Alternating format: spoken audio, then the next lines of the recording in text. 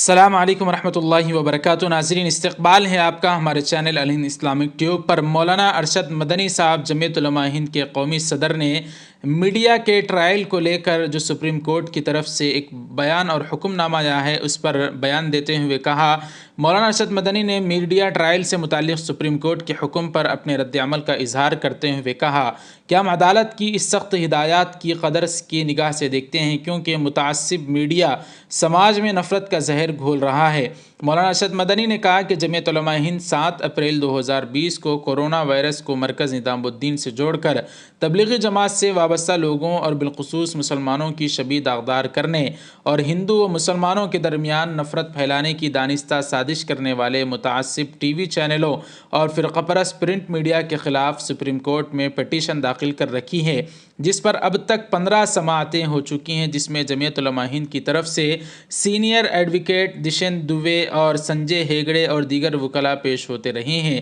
تو ناظرین اکرام، جس طرح سے کورونا میں 2020 مارچ کے آخر اور اپریل کے شروعات کے مہینے میں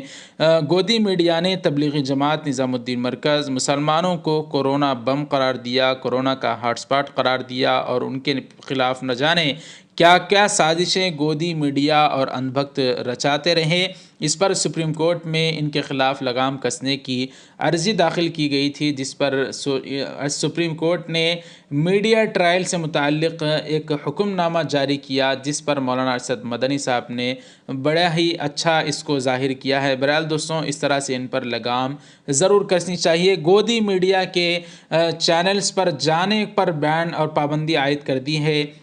انڈیا کے جو اتحاد ہے اس کی پارٹیوں نے کہ اپنے اپنے اسپوک پرسنوں کو پابندی عائد کر دی ہے کہ آپ ان گودی میڈیا کے چینلز پر ہرگز مت جائیں، اس لیے کہ یہ مسلمان اور ہندوؤں میں اور دیگر طبقات میں نفرت پھیلانے کا کام کر رہے ہیں۔ بہرحال دوستوں، اس سارے معاملے پر آپ کیا کہنا چاہتے ہیں؟ کمنٹ باکس میں اپنی رائے کا اظہار کریں، ویڈیو کو لائک کر دیں، شیئر کریں، چینل کو سبسکرائب کر دیں۔ جزاکم اللہ، والسلام علیکم ورحمۃ اللہ وبرکاتہ۔